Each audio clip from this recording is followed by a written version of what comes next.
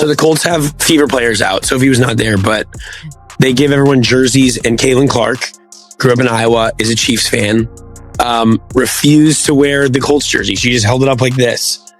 And she hasn't gone out and said, like, I didn't do it because I'm a Chiefs fan, but the internet was like, she's a real one. I love it. And it's just like... Sophie Cunningham didn't hold back, not even close. In a headline-grabbing interview, she openly criticized her own organization, threw her full support behind Caitlin Clark's divisive jersey stance, and casually admitted she hasn't tuned into a single moment of the WNBA finals. Her words didn't just spark conversation, they detonated across the league. Cunningham's raw candor shattered the carefully controlled image many professional athletes are expected to maintain. With zero hesitation, she peeled back the curtain on the internal frustrations and growing divisions within the sport. But this was more than a personal outburst. It exposed cracks in the league's foundation, issues that have been bubbling quietly beneath the surface for months, if not years. So now the debate begins. Is Sophie Cunningham a much-needed truth-teller cutting through the noise? Or is her brutal honesty creating deeper chaos in a league already fighting to keep control? Watching the finals? I guess watched, no. Hell no. I haven't watched a lick of the WNBA. I don't know what's going on. I talked to my teammates like the day that we did exit interviews and all of that. And I haven't, I need a cleanse. Like, I'm booking vacations. Wes, we need to go on a vacation and do a podcast. Let's cut right to it. Sophie Cunningham's guest spot on the Show Me Something podcast didn't just make waves, it stirred up a full-on media storm. This wasn't your standard, PR-polished interview. It felt unscripted, raw, and completely authentic, like a scene pulled straight from a documentary you can't stop watching. The setting said it all. Back in her home state of Missouri, Sophie sat casually with a coffee mug in hand, speaking so freely it was as if she forgot the cameras were even on. There was no media handler in the background, no rehearsed answers, no carefully crafted narrative. Just Sophie, unplugged. In that laid-back space, what started as casual conversation quickly took a turn.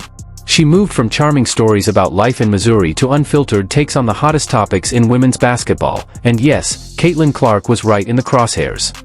Without warning, what seemed like a friendly chat transformed into one of the most talked about moments in WNBA media this season. I can win and roam it. Like, I can be like, I'm here, they brought, like, I'll put this shit on. Her not doing that is so incredible. I hope she knows how awesome that was. You sent it yesterday, and I was like I'm not surprised by it. I'm not, because you know what? Everyone's always trying to get her to wear something or do something, and her to be like. The moment that truly lit up social media, the one that had fans and pundits alike scrambling to weigh in, came down to something as simple as a jersey. It happened during a routine promotional event where the Indianapolis Colts welcomed the Indiana Fever, blending NFL and WNBA audiences in a bit of friendly cross-sport marketing.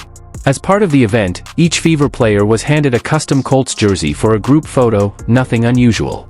But when it was Caitlin Clark's turn, she made a quiet statement that spoke volumes. A proud Iowa native and a well-known Kansas City Chiefs supporter, Clark found herself face-to-face with the colors of her team's biggest rival. She didn't grandstand. She didn't argue. Instead, she held the Colts jersey up for the photo, but pointedly refused to put it on. It was a subtle move, but one loaded with meaning. In that small, silent moment, Clark made it clear, her loyalty wasn't up for sale, even for a PR opportunity. The image went viral almost instantly. To some, it was a classy display of personal conviction. To others, it was an unnecessary act of defiance. But regardless of where you stand, the message landed, and it landed hard.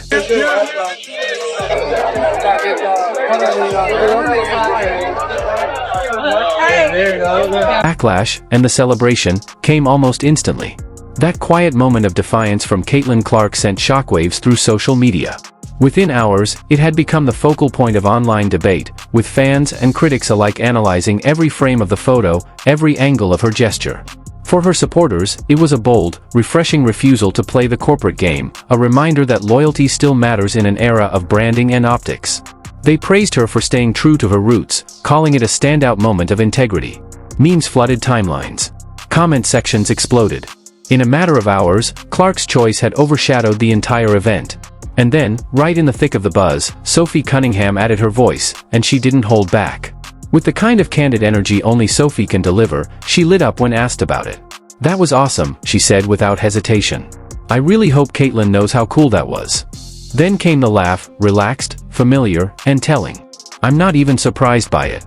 That's just so her," she added, clearly amused but also impressed. Coming from a fellow WNBA player, Cunningham's approval wasn't just casual praise. It was professional validation, a nod of respect from inside the league that carried real weight. Colts have fever players out. Sophie was not there, but they give everyone jerseys, and Caitlin Clark, grew up in Iowa, is a Chiefs fan, refused to wear the Colts jersey. She just held it up like this. And she hasn't gone out and said, like, I didn't do it because I'm a Chiefs fan, but the internet was like, she's a real one. I love it. And it's just like, it's so good. So good. What made Sophie Cunningham's support for Caitlin Clark even more meaningful was that she wasn't even there when it happened. She admitted, without apology, that she left the Colts Fever event early to start her off-season, skipping the group photo entirely. But once the clip of Clark's quiet protest hit her feed, Sophie felt compelled to speak up. To her, it wasn't just a funny moment. It was something real. And in a sports world dominated by polished PR, that kind of genuine self-expression stands out like a flare in the dark. That small, silent gesture, refusing to wear a rival team's jersey, might seem trivial. But in the WNBA, where athletes are often trained to smile, nod, and toe the company line, moments like this cut through the noise. It showed the two sides of authenticity, Clark's quiet, unwavering resolve, and Cunningham's bold, outspoken edge. Two very different personalities, but united in their refusal to pretend. But praising a teammate was just the opening act. The interview soon shifted into more explosive territory, namely, Sophie's rocky relationship with WNBA leadership. She directly addressed the public clash that cost her a fine and earned her headlines. The moment? A fiery outburst in which she accused the league's top executives of being disconnected from the game itself. She didn't back down. In fact, she doubled down. With defiance in her voice, she said clearly, "Yeah, I said it, and I'm not taking it back." While she acknowledged that her delivery, particularly the profanity, may have been harsh, she wasn't sorry for the message itself. "Maybe I could have said it better," she admitted, flashing a familiar smirk. "But that's just me." It was a textbook Sophie moment, a slight nod to diplomacy, followed immediately by unapologetic honesty. She even addressed how her bluntness is often misunderstood. "When I cuss, people think I'm uneducated," she said plainly. "But I know what I'm talking about. I just cuss." It was a powerful reminder that passion doesn't equal ignorance, and that emotion isn't a weakness, especially in a league full of calculated image control. Pressed on whether she regretted her harsh critique of league officials, her answer was instant: "No, I meant every word. Maybe I shouldn't have cussed, but I meant it." That kind of directness, free from spin, unfiltered, and emotionally raw, is exactly what fans crave. In a media environment full of pre-approved soundbites, Cunningham's voice feels shockingly rare. And deeply necessary. She wasn't just venting. She was pointing to a larger truth, a serious disconnect between those calling the shots and the athletes actually playing the game. Then came another curveball, one that felt almost accidental. When asked whether she was watching the WNBA finals, Sophie didn't sugarcoat it. "Hell no," she said. "I haven't watched a lick of the WNBA. I'm on a break." At first glance, it seemed like a jab. But her explanation was brutally honest. She wasn't rooting against anyone. She just needed distance, mentally, emotionally, and physically, after a grueling season filled with injury, criticism, and disappointment. Watching others compete for the title she fought for? That wasn't inspiration. It was a painful reminder of what could have been. Her refusal to tune in wasn't disrespect, it was self-preservation. She needed to reset, reconnect with family, and rediscover a sense of normalcy far from the spotlight. And that raw honesty brought the conversation right back to Caitlin Clark. If Sophie, a seasoned pro, needs space to breathe, imagine the pressure Clark has faced as a rookie with a media storm following her every move. In many ways, Sophie's call for peace felt like a defense of Clark's right to do the same. That jersey moment? It wasn't rebellion for the sake of rebellion. It was identity. It was about not being molded into something she's not. And Sophie saw that. Loud and clear. Her support wasn't just a teammate lifting another up. It was one strong woman recognizing another's quiet act of resistance, and saluting it. As the interview unfolded, Sophie revealed another side of herself, a deeper motivation for her outspokenness. "I represent a lot of people who don't say stuff," she explained. "So I want to make sure I say it right." That line reframed everything. She's not just a firebrand. She's stepping into the role of advocate, someone willing to take the hit so others don't have to.